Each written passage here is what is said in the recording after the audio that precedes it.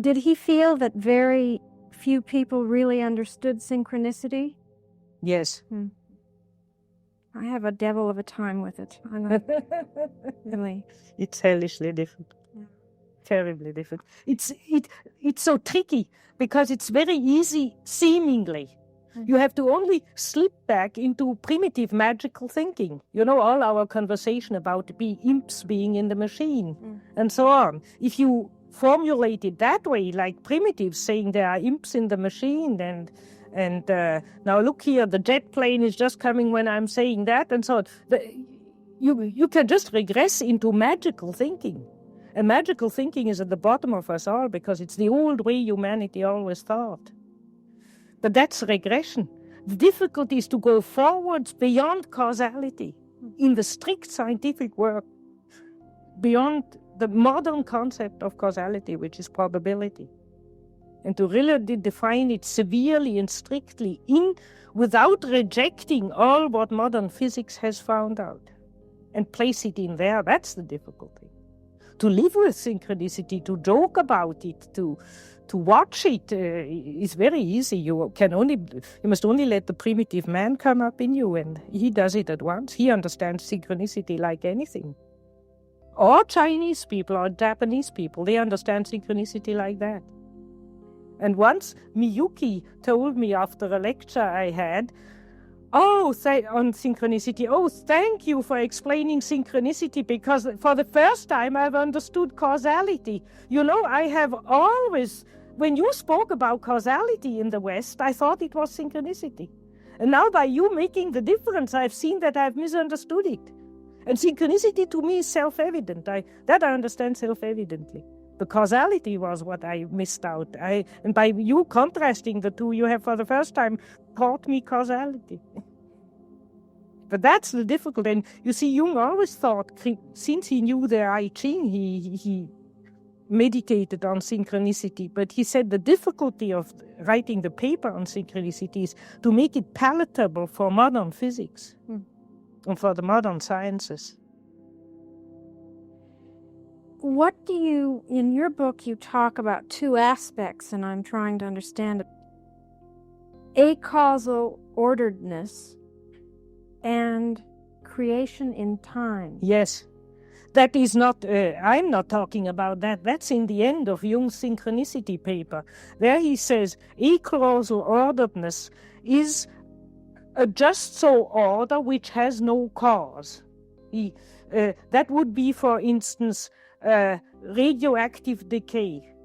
You cannot say why it takes so and so much time for uranium to halve into lead. You can only say that's a just so story. It is so. It's an exact law. It's a law of nature. We can go on it. We can even date things according to it. But why it is that and not another number, we don't know. That is acausal orderedness. Now, that is not synchronicity. That's everywhere. Acausal orderedness is a widespread appearance in nature.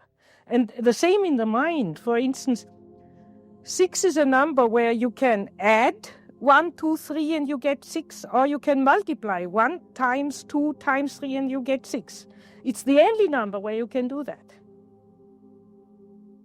Now, if you say why, you can't give a cause. You can only say it is obviously so.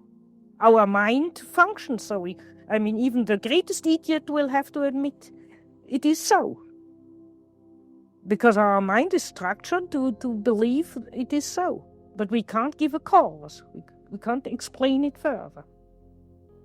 So there is acausal orderedness in the mind, in the psyche, of which numbers are the natural numbers are beautiful examples, and there's acausal orderedness in physics, and those would be all certain numerical laws. Or for instance, why is the light speed that much and not more or less? You can only say that light speed is that speed. You cannot say why. So that is acausal orderedness. Now, synchronicity would be the same thing, but a creation in time, that something new happens in time. Well, let's invent a synchronistic event. Let's say I am going to a shop and I choose a blue frock, and I have some changes made and they should send it next week. I lose in the meantime a near relative and when the box arrived, it's a black frock. Now, that's a synchronicity. It suits the theme of death, and that I get by mistake a black frock instead of a blue frock. That's a so-called synchronistic event. Something which is purely in my inside, that I'm hit by the death of somebody, also appears in the outer world in this era of getting a black frock. That the death hasn't caused the saleswoman to send me a black frock. There's no causal connection. It's just a synchronicity. That has been created on the spot, so to speak, that event. That's not a regular event. You don't, every time you lose, your relatives get black things sent to you by mistake. You see? That's a unique event which will not repeat itself, very likely. So there, magical thinking would say a ghost made it or God made it. And then it's very simple. Magical thinking explains it quite clearly. Fate did it. But if you don't think in magical causality, fate did it, God did it, an imp did it. When you really try, then they say it is an act of creation in time.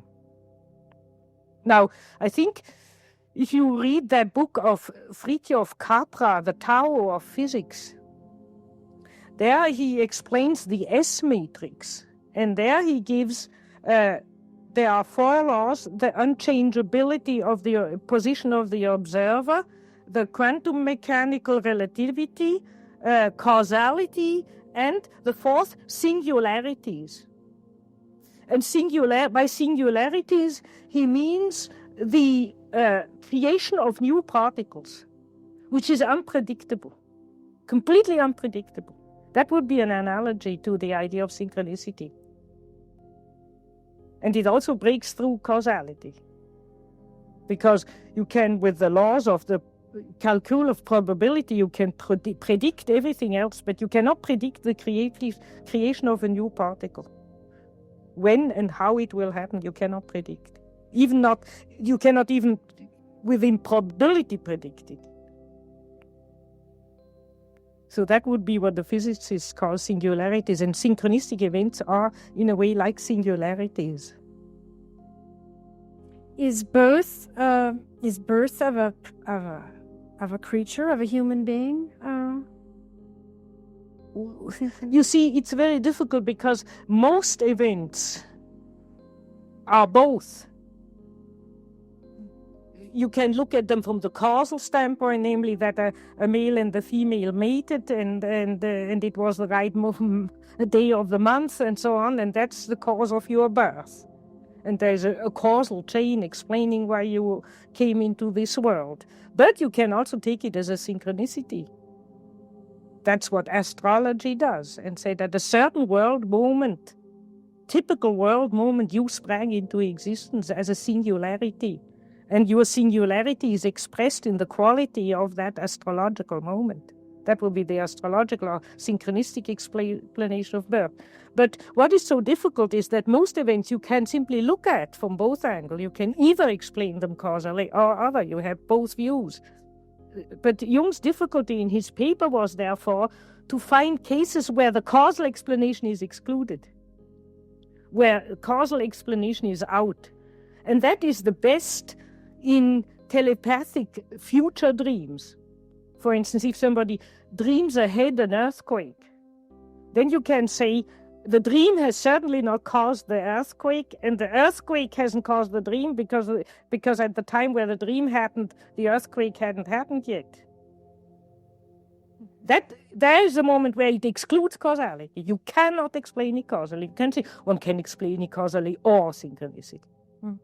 That's why he had great trouble to find the few examples we have where it really they exclude each other, the two explanations, to make his point. But something like birth, you can simply look from both angles. You can explain it causally or synchronistically.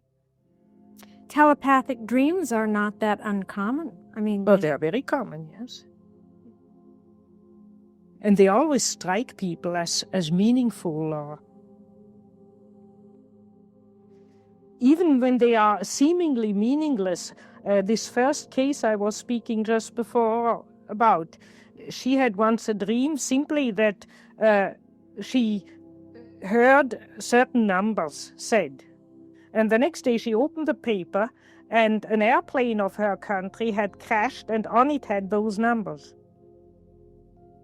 And I could not see the symbolic meaning of that. It was a synchronicity or a telepathic thing, if you want, but I couldn't see any meaning in it.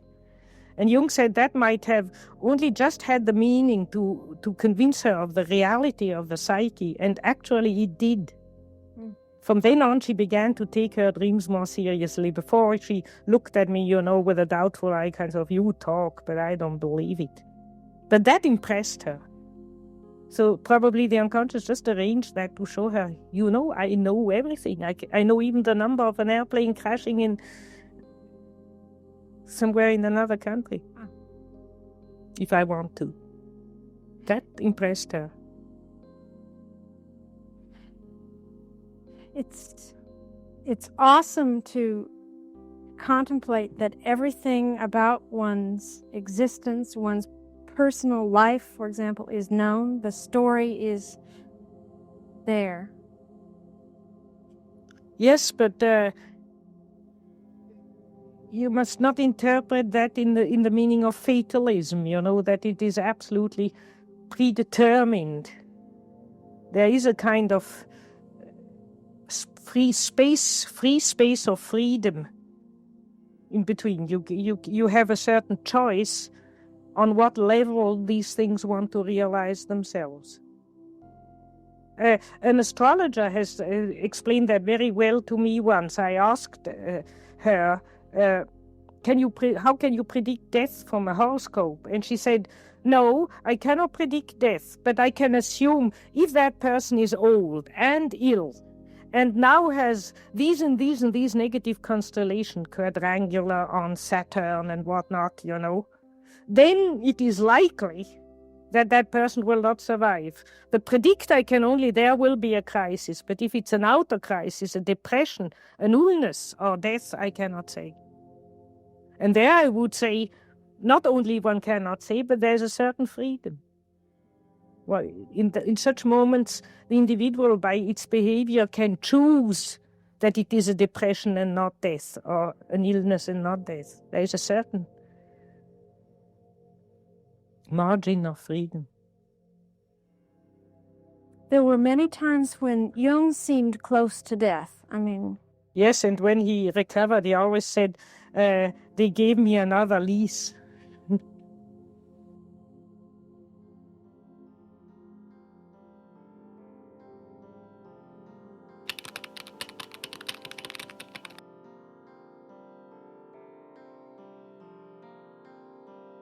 Today, I want to share with you a letter Carl Jung wrote in 1960 to Anthony Cornell. In this letter, Jung explores one of the most mysterious aspects of human experience, psi phenomena. Things like synchronicity, precognition, and other events that challenge our understanding of time, space, and causality.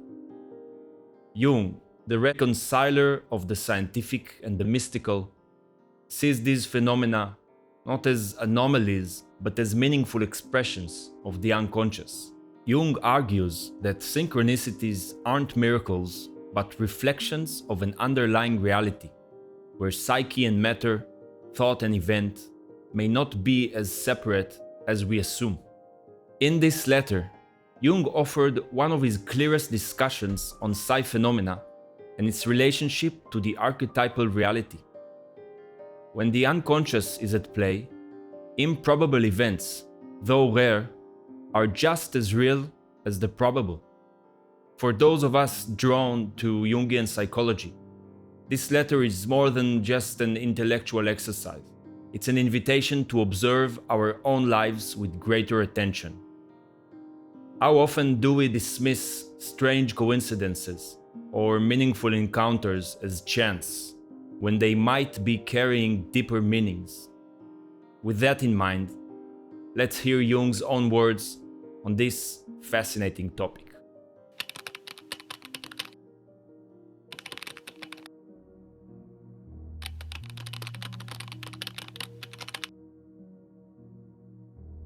Dear Mr. Cornell, February 9, 1960. Your interest in the origin of psi activity brings you face to face with a problem of the first order. The only thing we know positively in this respect is that experimentally verifiable psi phenomena are conditioned by a psychological factor, namely the stimulus of novelty, which is responsible for the good results obtained in the beginning of Rhine's laboratory experiments and their decrease upon repetition. It is important to remember that novelty represents an emotional situation, beginner's luck. Outside the laboratory too, synchronistic phenomena occur for the most part in emotional situations. For instance, in cases of death, sickness, accident, and so on. During the psychotherapeutic treatment of neuroses and psychoses, we observe them relatively frequently at moments of heightened emotional tension, which need not, however, be conscious.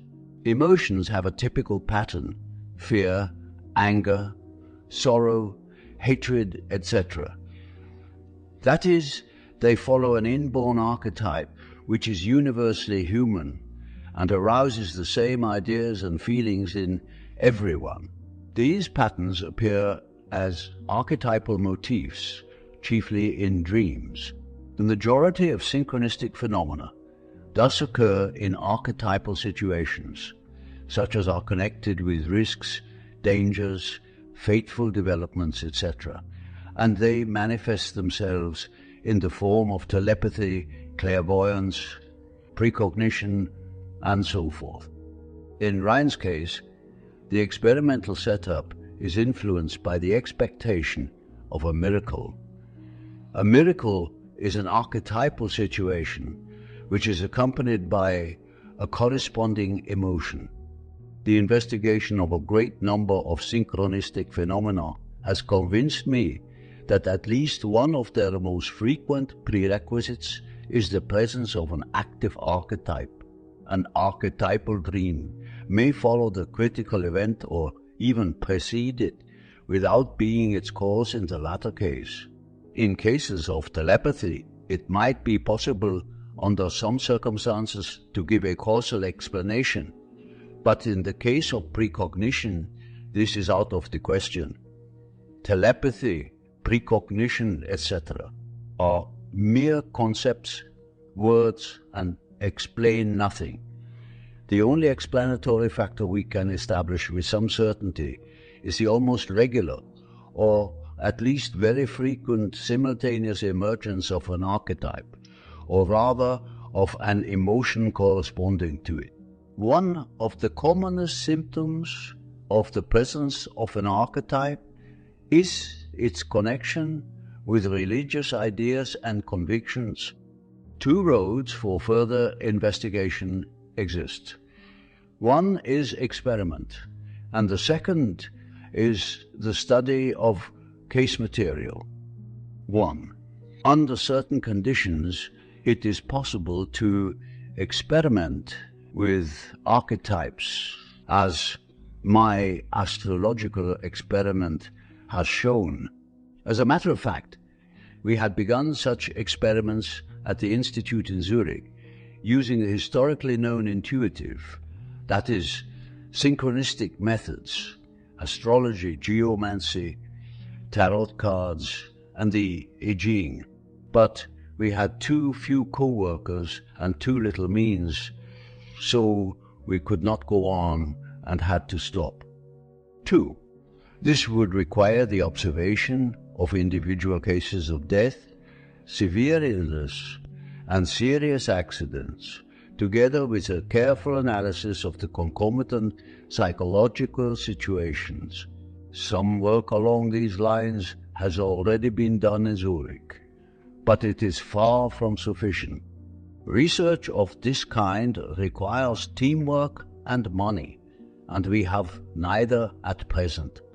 Above all, superior intelligence and psychological competence are needed. Both are hard to find. Paranormal psychic phenomena have interested me all my life. Usually, as I have said, they occur in acute psychological states, emotionality, depression, shock, etc. Or, more frequently, with individuals characterized by a peculiar or pathological personality structure where the threshold to the collective unconscious is habitually lowered. People with a creative genius also belong to this type. Experience has shown that the so-called psi faculty occurs as a spontaneous phenomenon and is not a regular function or quality of the psyche. One can count on its regularity only when the observations are based on very large numbers of cases, as in Rhine's experiments. In psi phenomena, the psyche apperceives definite impressions through the usual channels of the senses: seeing, hearing, touch, and end-of-psychic perception, intuition. The miracle does not consist in the process of perception itself, but rather, in other words, I perceive with my normal senses, and the object of my perception is an objective event. Nevertheless, it is an inexplicable event, for within the framework of our physical premises we could not have counted upon its happening. The problem has already been posed in this form by Jung, Leibniz, and Schopenhauer. What I mean is that a telepathically perceived event, a vision, let us say, is not the product of a telepathic faculty, but rather that the outer event occurs simultaneously inside the psyche and reaches consciousness by the usual pathways of inner perception. However, it is not always possible to determine whether a primary inner process is accompanied by an outer one, or whether, conversely, a primary outer event is being reflected in a secondary inner process. To give an example, 2 English society ladies, sisters, were sitting by the fire one evening. Both were indignant and filled with hatred because of an inheritance which, contrary to their expectations, had not been left to them. It was a matter of an old family mansion with a title attached and a large landed estate. The inheritance had gone instead to a distant cousin, and both sisters were convinced that this was unjust. Suddenly, one of them proposed that they should make an image of the heir. This they did together. They shaped it like a wax doll, and then, in accordance with ancient custom, threw it into the fire. That same night the mansion was burned to the ground. If we disregard the hypothesis that this was chance, which explains nothing, we have here an example of synchronicity in which the inner image was probably primary, though it could easily be the other way around. But in either case, there was no observable causality. Hence, the magical hypothesis arises. Either the doll set fire to the mansion, but how? Or the fire kindled the fantasy of the sisters, but how? My emphasis, as in all such cases, lies on the reality of the event, not on its having been perceived. This point of view accords with the hypothesis of an acausal connection, that is, a non-spatial and non-temporal conditioning of events. since causality is not an axiomatic but a statistical truth, there must be exceptions in which time and space appear to be relative. Otherwise, the truth would not be statistical. On this epistemological basis, one must conclude that the possibility does exist of observing non-spatial and non-temporal events. The very phenomena which we actually do observe contrary to all expectations, and which we are now discussing. In my view, therefore, it is not our perception which is necessarily para or supranormal, but the event itself. This, however, is not miraculous, but merely extraordinary and unexpected, and then only from our biased standpoint, which takes causality as axiomatic. From the statistical standpoint, of course, it is simply a matter of random phenomena, but from a truly realistic standpoint, they are actual and significant facts. Exceptions are just as real as probabilities. The premise of probability simultaneously postulates the existence of the improbable. Wherever and whenever the collective unconscious, the basis of our psyche, comes into play, the possibility arises that something will happen which contradicts our rationalistic prejudices. Our consciousness performs a selective function and is itself the product of selection, whereas the collective unconscious is simply nature, and since nature contains everything, it also contains the unknown. It is beyond truth and error, independent of the interference of consciousness, and therefore often completely at odds with the intentions and attitudes of the ego. So far as we can see, the collective unconscious is identical with nature to the extent that nature herself, including matter, is unknown to us. I have nothing against the assumption that the psyche is a quality of matter, or that matter is the concrete aspect of the psyche, provided that psyche is defined as the collective unconscious. In my opinion, the collective unconscious is the preconscious aspect of things on the animal or instinctive level of the psyche.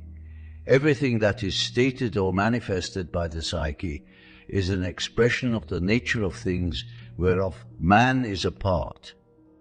Just as in physics, we cannot observe nuclear processes directly, so there can be no direct observation of the contents of the collective unconscious. In both cases, their actual nature can be inferred only from their effects. Just as the trajectory of a nuclear particle in a Wilson chamber can be traced only by observing the condensation trail that follows its movement and thus makes it visible. In practice, we observe the archetypal traces primarily in dreams, where they become perceptible as psychic forms. But this is not the only way they reach perception. They can appear objectively and concretely in the form of physical facts just as well. In this case, the observation is not an endopsychic perception, fantasy, intuition, vision, hallucination, etc., but a real outer object which behaves as if it were motivated or evoked by, or as if it were expressing a thought corresponding to the archetype. Take, for instance, my case of the scarab. At the moment my patient was telling me her dream, a real scarab tried to get into the room, as if it had understood that it must play its mythological role as a symbol of rebirth. Even inanimate objects behave occasionally in the same way. Meteorological phenomena, for instance. Since I assume that our instincts, that is, archetypes, are biological facts and not arbitrary opinions. I do not believe that synchronistic or psi phenomena are due to any supernormal psychic faculties, but rather that they are bound to occur under certain conditions if space, time, and causality are not axiomatic, but merely statistical truths. They occur spontaneously and not because we think we possess a special faculty for perceiving them. For this reason, I do not think in terms of concepts like telepathy, precognition, or psychokinesis. In the same way, the archetype is not evoked by a conscious act of the will. Experience shows that it is activated independently of the will in a psychic situation that needs compensating by an archetype. One might even speak of a spontaneous archetypal intervention. The language of religion calls these happenings God's will, quite correctly, insofar as this refers to the peculiar behavior of the archetype, its spontaneity, and its functional relation to the actual situation. The situation may be indicative of illness or danger to life, for instance. Consciousness feels such a situation to be overwhelming insofar as it knows no way of meeting it effectively. In this predicament, even people who can boast of no particular religious belief find themselves compelled by fear to utter a fervent prayer, the archetype of a helpful divine being is constellated by their submission and may eventually intervene with an unexpected influx of strength or an unforeseen saving impulse, producing at the last moment a turn in the threatening situation which is felt to be miraculous. Such crises have occurred countless times in human history. They are the lot of man who is exposed to the vicissitudes of nature and constantly gets into situations where he must call on instinct because his reason fails. Instinct appears in myths and in dreams as the motif of the helpful animal, the guardian spirit, the good angel, the helper in need, the saint, savior, etc. God is nearest where the need is greatest. An instinct warns birds and quadrupeds of impending catastrophes, and even humans are sometimes gifted with second sight. Emergencies of other kinds, as we know from experience, evoke the archetypes that correspond to them. Hence, the archetype has compensatory effect, as do most of our more important dreams. Because of its ubiquity, the archetype can by its very nature manifest itself not only in the individual directly concerned, but in another person, or even in several people at once. For instance, in parallel dreams, the transmission of which should be regarded more as a psi phenomenon than anything else. Similarly, collective psychoses are based on a constellated archetype, though of course this fact is not taken into account at all. In this respect, our attitude is still characterized by a prodigious unconsciousness. I must add, however, that I have observed and also partially analyzed people who seem to possess a supernormal faculty and were able to make use of it at will. But the apparently supernormal faculty consisted in their already being in or voluntarily putting themselves into a state corresponding to an archetypal constellation, a state of numinous possession in which synchronistic phenomena become possible and even, to some extent, probable. This faculty was clearly coupled with a religious attitude, which enabled them to give suitable expression to their sense of the ego's subordination to the archetype. In one such case, I predicted a catastrophic end if the patient abandoned this attitude. He did, and he actually lost his life. The religious tendency is obvious enough in nearly all serious-minded mediums. As a rule, they cannot exploit their art for egoistic purposes, and this proves that their faculty is not subject to the will of the ego, but owes its existence rather to the overriding dominance of the unconscious. I therefore think it would be advisable to consider psi phenomena in the first place as sua sponte facts, meaning of its own accord, and not as supernormal perception. The uncertainty of their relation to time and space does not necessarily depend on a supernormality of our perceptions, but rather on the relativity and only partial validity of time and space categories. Most of the cases of psi-perception are due to the presence of a constellated archetype, which produces an abasement to niveau mental, luminosity, emotion. Under such a condition, unconscious contents become manifest, that is, can be perceived by the normal sense organs.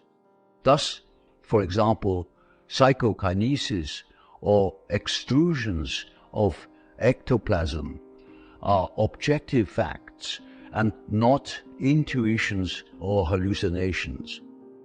The medium producing these effects is in a markedly passive state, trance, which shows that an abasement, the elimination of consciously controlled psychic activity, is needed in order to give spontaneous phenomena a chance.